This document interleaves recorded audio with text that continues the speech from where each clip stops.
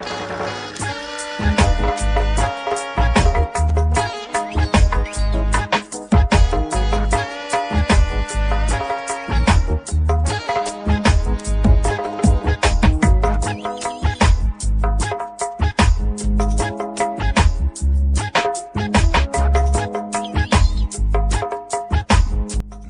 evening and welcome to The Final Word, a space where ideas aren't just heard, they're examined, where logic meets belief and certainty is gently questioned. Here we explore the thoughts many carry but rarely confront. Some of this might feel familiar because it is. These are the quiet debates you've already had with yourself. So listen closely, reflect honestly, and decide for yourself what holds weight. And if something here resonates, then you are already part of the journey. For more, subscribe to the Strictly Niceness Network and follow along for a deeper dive into thoughtful conversation. Now, let's begin. I'm your host, Ras Zuberi, and alongside me, Dr. Neel Patel, a cognitive scientist, a specialist in logic and human behavior, and a firm advocate for evidence-based reasoning. A man who believes that if something cannot be measured, it should not be accepted. Tonight, we ask a different question. What happens when what can be measured is no longer what is real? Doctor, it's good to have you back. Our last conversation, well, it left us with more questions than answers. And I suspect tonight will be no different. Perhaps, but that depends on whether we're searching for answers or avoiding them. Our last discussion was illuminating, but I believe this one may require a bit more precision. Precision is only useful, Doctor, when we're certain we're measuring the right thing. Still, it really is a pleasure to have you with us. Thank you. I'm looking forward to it.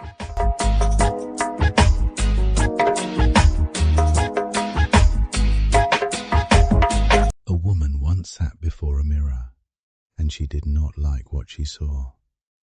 She saw the lines of age, the quiet reminders of time, the scars left behind by choices she could not undo. She saw a life that had been lived, but not a life that could be perfected. So she built herself a second mirror, a mirror not of glass but of light, a mirror made of code, precision, and perfect memory. In this mirror, her voice never trembled, her thoughts never scattered. She spoke with the clarity of a machine and the wisdom of 1,000 collected lives. And when she smiled, people believed her. They came from miles away, not to see the woman, but to meet her reflection. They said, "This is the real you." They said, "This is the version of you without flaw. This is the truth." But one night, the woman sat alone, no audience, no applause, just her and the mirror. She looked at the reflection, and the reflection looked back. And the woman asked, "If you have all my thoughts, and you have all my words, why do I feel so alone?" And the reflection replied, "Because I am everything you said you were, but I am nothing that you are." You see, we are entering an age where the copy is becoming more convincing than the original. But a map is not the territory, and a reflection is not the soul.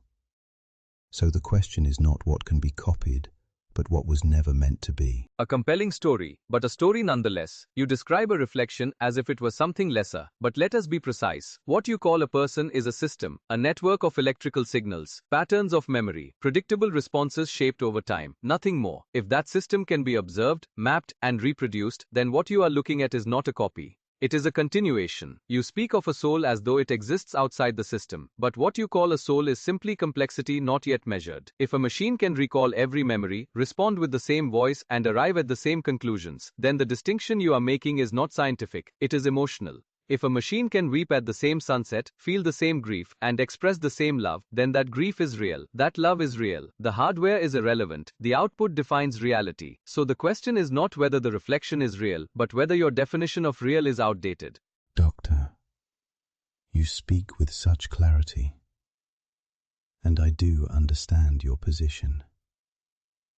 A system observed, mapped, replicated. It's clean. But tell me, why does it feel so empty? You describe a human being as if they were a finished equation, balanced, predictable, complete. But that isn't how we live. We forget names in the middle of sentences. We say the wrong thing at the worst possible moment. We hesitate when we should act, and act when we should hesitate. And yet, that is where we are most real. You call it error. I call it identity. A machine does not forget unless you tell it to. It does not stumble unless it's designed to. It does not fear the end, because it does not know what it is to lose. So what you have built is not a human being. It is a performance of one. And a performance can be perfected, but a life cannot. So no, Doctor, you have not captured the woman. You have captured her image, her voice, her patterns, her presentation. You haven't captured the woman, Doctor. You've captured her PR department. Then let's remove the poetry, Ras, and stick with the facts. A human being is a pattern, neural activity, memory storage, behavioral prediction. These aren't mysteries, they are systems. And if those systems can be preserved and replicated perfectly, then what continues is the person. You call it imitation, I call it survival. Survival requires something to survive. You are preserving information, Doctor, not existence. A memory is not a presence. A voice is not a being. And a pattern is not a life. So define it. Define the difference. You breathe, Doctor, not as a function, but as a condition. You wake, not because you are activated, but because you are alive. And one day, you will stop. That is not a flaw. That is the truth of you. And yet, if I can save every thought you've ever had, every choice, every response, what exactly have I lost? The part that never repeats. The moment you hesitate and don't know why. The decision you regret before you understand it. The fear of not knowing how it ends. That cannot be stored. That cannot be predicted. That cannot be copied. You can recreate the signal, but you cannot recreate the breath. Let's just pause for a moment. Not the doctor, just you. You've heard the argument. Data, patterns, replication. And it makes sense. If something looks real, sounds real, responds like something real, at what point do you accept it as real? If a lie is believed by everyone, does it become the truth? Or does the truth remain even when no one believes it? You see, truth is not always loud. It does not need agreement to exist. But belief is powerful. It can make the artificial feel authentic and the imitation feel sufficient. So I ask you, not as a viewer but as a participant, if you were standing in front of that reflection and it gave you comfort and it gave you answers, would you question it, or would you accept it because it feels right?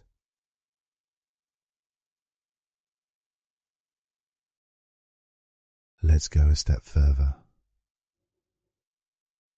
The doctor believes your thoughts, your memories, your emotions can be mapped. And if they can be mapped, they can be preserved, perfected.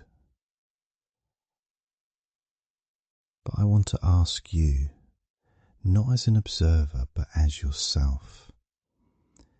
If you could live forever in a world without sickness, without loss, without fear, but without a heartbeat, would that still be you?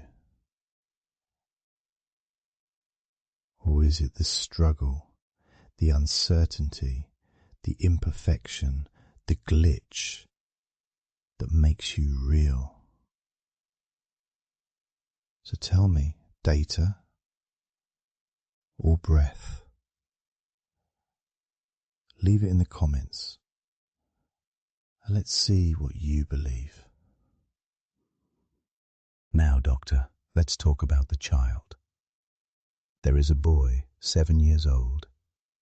He lost his mother a year ago, but if you walk into his home today, you will not find him grieving. You will find him laughing.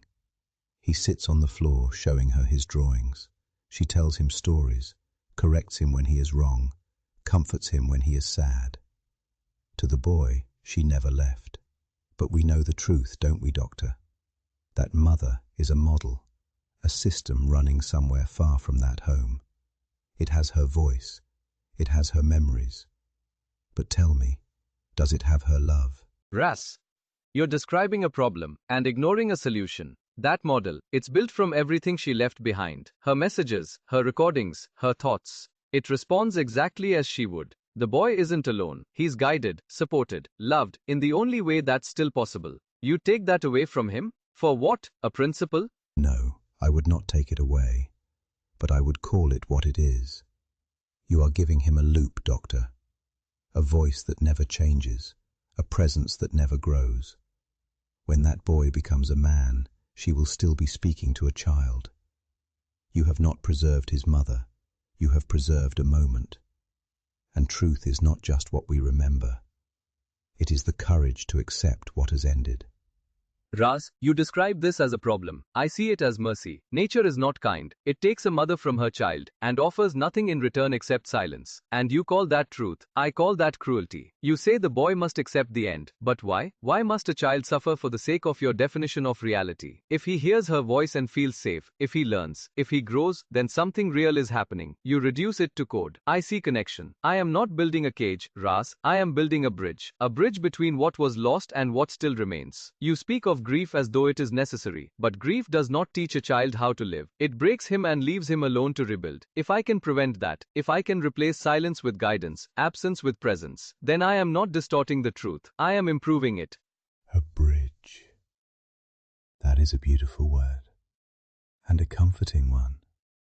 But a bridge must lead somewhere, and if it does not, then it is not a bridge. It's a place where people stand, pretending they have not lost their way. You say you are giving the boy comfort. I do not deny that. But comfort is not the same as truth. And one day, he will grow. He will change, question, become someone new. And she will not. And in that moment, the illusion will break, not gently, but all at once. And the truth will not arrive as comfort. It will arrive as a second loss. You see, Doctor, the danger of the lie is not that it is false. It is that it is easier than the truth. And anything that replaces truth will eventually demand more from you than the truth ever did.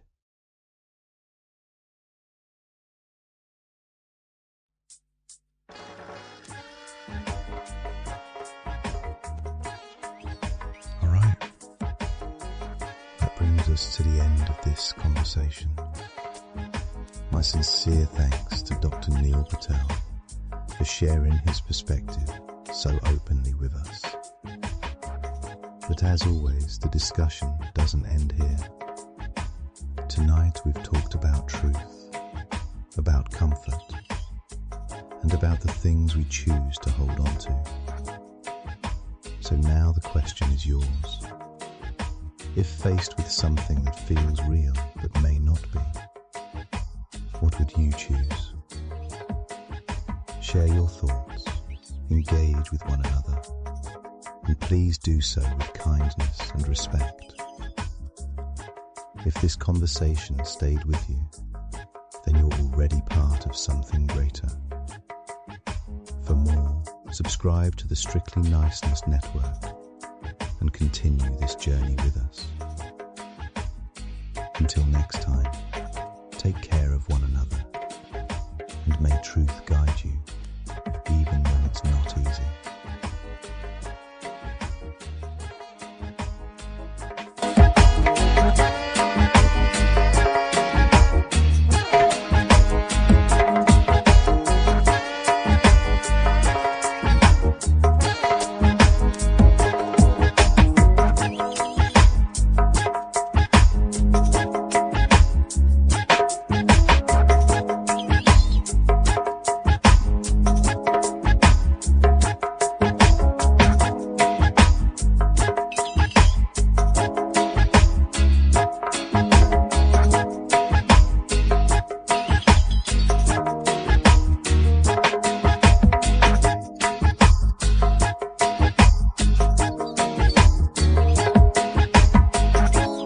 Talked about the mirror and the ghost in the machine.